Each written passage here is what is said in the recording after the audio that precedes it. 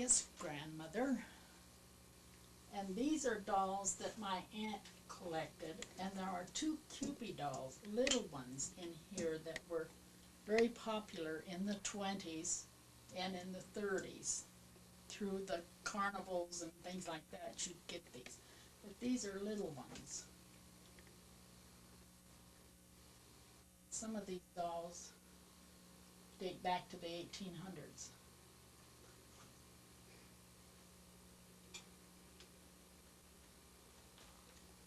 Those are in the 1800s too. But this one could be in the 20, 2025s, something like that.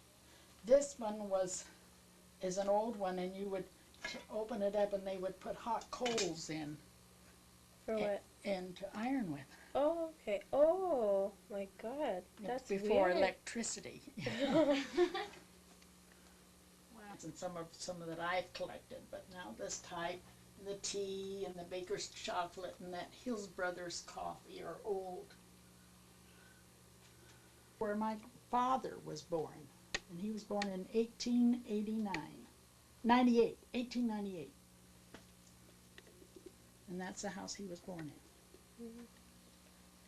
Where was that at? In Maine. Whoa. Madison, Maine. Whoa. And this one is a horsehair blanket that they used to put over their laps when they went sledding, horse and carriage or horse and a sled. And then this is just an old napkin that was made in 1860. And then these are some of the cups that my grandmother and my aunt collected, and I have been fortunate enough to retain. Chosen as Citizen of the Year for Baldwin Park. And these are some of the resolutions and things that were given to us that day from the Chamber of Commerce in the city of Baldwin Park. And that picture up there? That picture is an old picture. I would say that is in the early 1920s. Whoa. And I really don't know what it is about, but I think it's a woman's organization and they were having a conference or something and they took the picture. They all wear hats? Yes. Oh, yes. And you didn't go out of the house in early days without wearing a hat. Man. What about this one? Those are great uncles and aunts of mine. I used that when I was a little girl to make butter. We had a cow. And then we saved the cream and made butter. I told you it had something to do with the farm. And then right next to it you can see some of the old hat pins. You see them? Yeah. The old hat pins that they had. Oh yeah, those big long ones. Yeah. And they also became weapons if a woman wasn't very pleased. Oh, really? And this is my mother. An old bowl and pitcher? Yeah, it's an old bowl and pitcher. That's how you used to wash in the old days. Oh. Wash your body And or my your mother, dishes? your body. My mother went back. My mother and father went back to Maine. They came out here on their honeymoon in 1920 and didn't go back until let's see, it had to be 55 probably was the first time they went back to Maine after that. And so when my mother was back there, I says, bring me back a bowl and pitcher. And so she got the bowl from one sister, and the pitcher from another sister. So. And that's another iron? Or? And there's another iron. This one was electric, as you can see. So.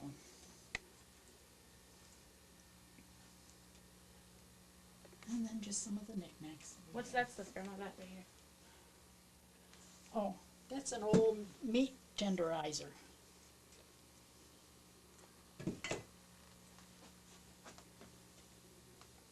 So. Hi, Grandma. Hi. Hello. Grandma, were there any board games that you would play in the 1920s? Not too many. Checkers was about the most, if anything, we played, because there wasn't too many board games at that time. Okay. And I was born in 28, so it was towards the end of the And how did the bathing suits look? They were one piece. They weren't skimpy at all. But they were not down to the knees like the old-fashioned ones. But, Do they look any different from the ones no, today? most of them were black, dark blue, this type of thing. There were no bright colored swimsuits. So they're different from today. Oh yes, definitely different from today. At what age did you start wearing makeup? I was, when I went into high school. So about which 13, was, 14? Yeah, about 13. Cool. Did And your that was parents, just usually just lipstick. did your parents approve? Did they let you? If I wore it faintly, yes, but not, All the time. we were not allowed to wear like mascara and eyeshadow.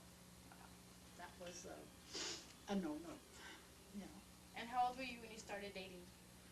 I probably was in my late 15s, early 16s. That's older than me, Grandma. You're kidding. How old were the guys that you were dating? Of course, I dated a couple of guys that went to high school, but not regularly, like went to dances with and this type of thing. But I started going with a fellow that was in his 20s when I was or late sophomore in high school.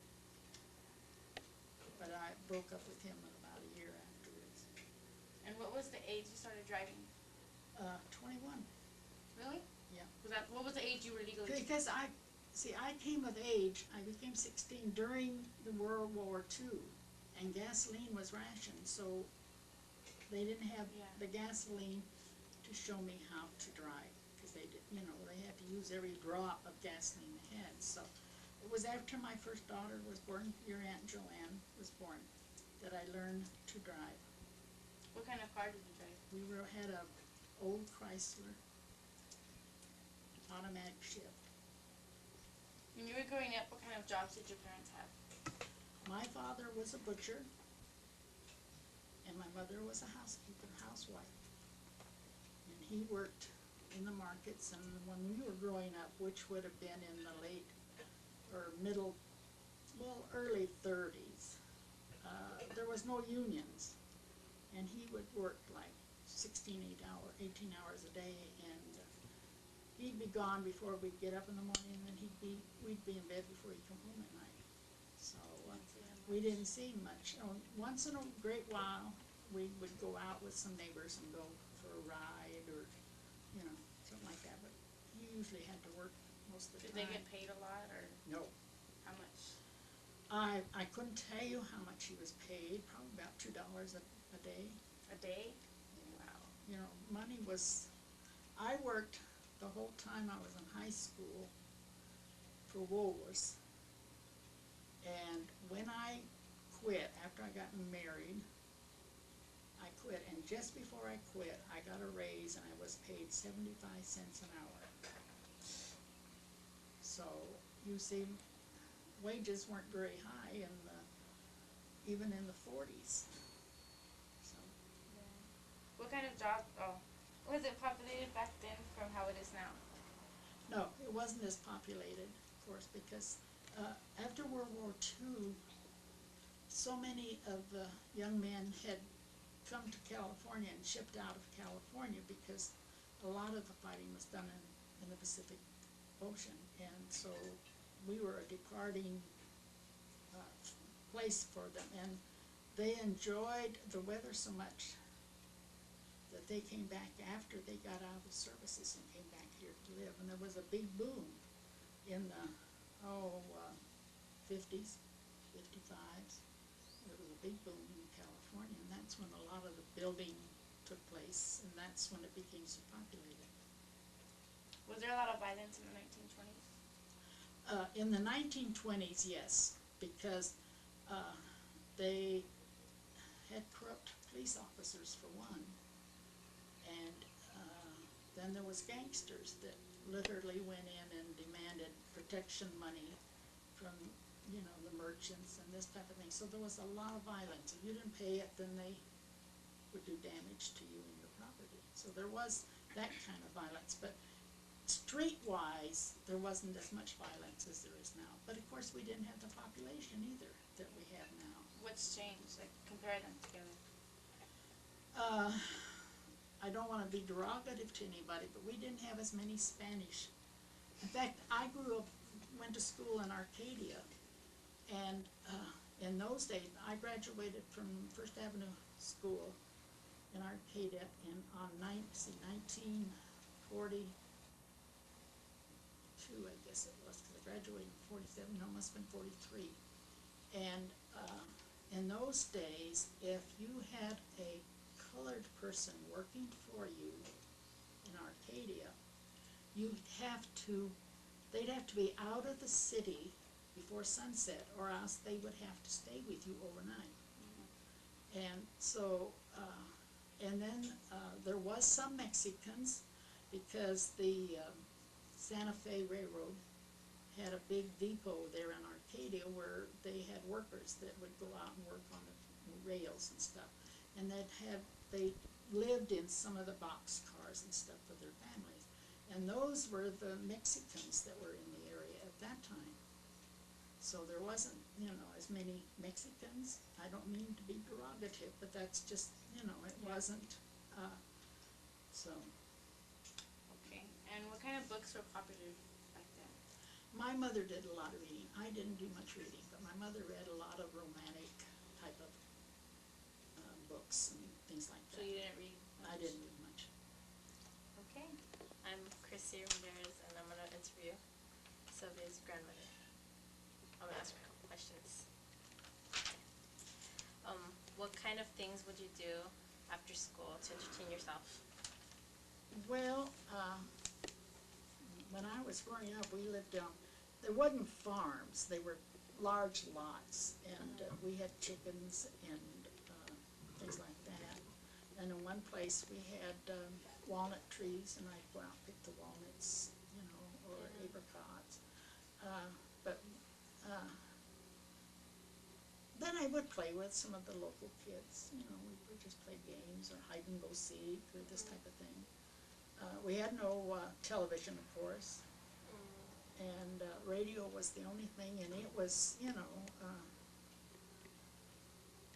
our only entertainment really was that. What kind of things would you do on the weekends?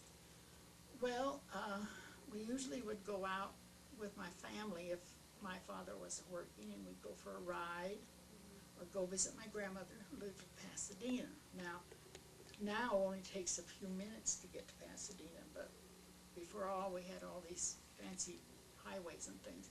It would take you about a half hour to get to Pasadena, so it was sort of an outing, and of course the cars weren't fast and this type of thing. But we would go up, and usually on Sundays, all my aunts and uncles, we'd get together either at my grandmother's house or our house or one of my other uncles' house, and we would have oyster stew for dinner Sunday night. And they all came from Maine, so this was sort of a Maine type of meal that they brought out. And Saturday nights, we always had baked beans and brown bread for dinner.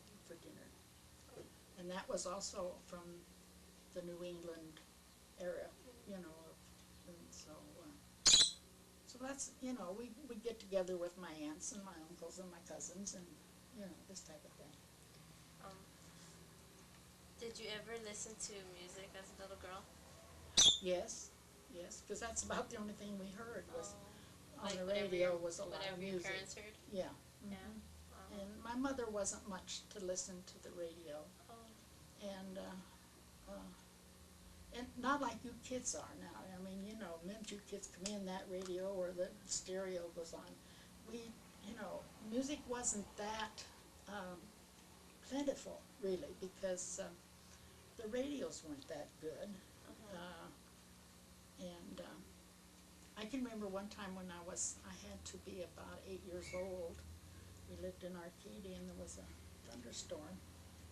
My sister was sitting by the radio, and my other sister was in the bedroom, and I was in the kitchen with my mother, and lightning struck, and all you could see was red. And my sister was sitting, as I said, next to the radio, and she said the lightning went out of the radio and back into the radio. Oh my God. So it had to have hit very, very close to the house, or if it didn't hit the house. So,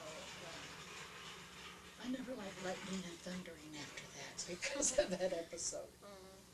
Well, were you more of a, did you play with dolls, or did you like to dress up with your friends and have tea I parties? didn't or? have very many dolls because, see, in 32, the 30s anyway, was the stock market went pooey, and jobs were hard to come by, even though my father was a butcher and he worked most of the time.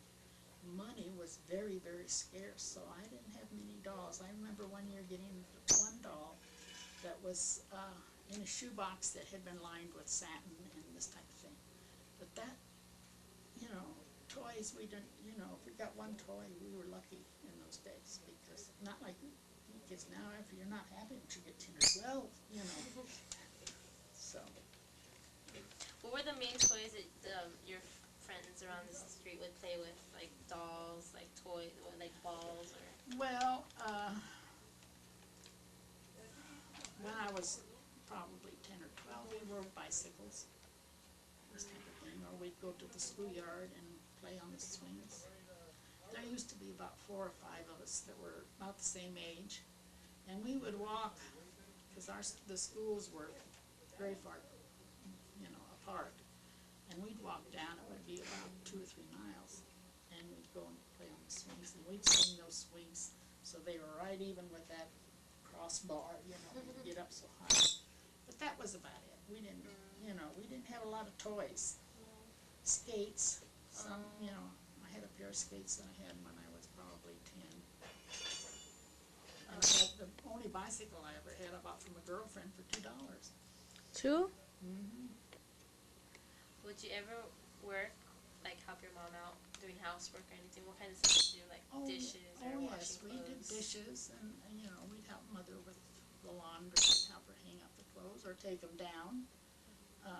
We had to make our own beds, and we sort of kept our area. I grew up with 4 sisters, 4 of us total, but my youngest sister, there was 10 and a half years difference between our ages.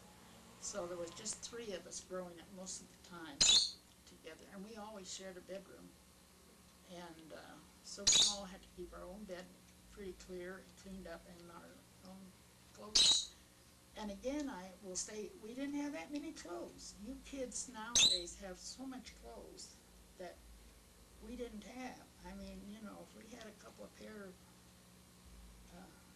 dresses, and I can remember my mother, we had this one place, my father had a cow and goats and rabbits, and we'd have to go down to the feed store and buy feed in bags for them, and they would be flowered bags. So when it came time for, like, myself to have a dress, Mother would say, come on, you're going with us, and we're going to pick out the bag of feed, the color you want, and they'd be printed, flowery prints and this type of thing. So you You would make clothes out of them? Yeah. Wow. She'd make me a dress or, a blouse or something. That's cool. What is your fondest memory? When I was growing up, Yeah. Childhood or? I think being with my family and being with them, and growing up with them was my fondest. Being with my aunts and my uncles, my grandmother, and I had a great-grandfather until I was a junior in high school, and he passed away, and he was a little Irishman. So you would always look forward to those weekends to go spend time Yeah, with your family?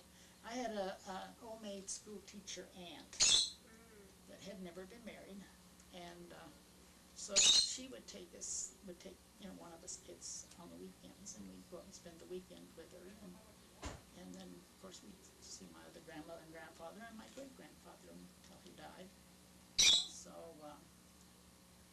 and my grandmother and grandfather lived after I was married, so that sort of stopped it when I got married. Of course, I didn't spend the weekends as much. We got together like for Easter and Thanksgiving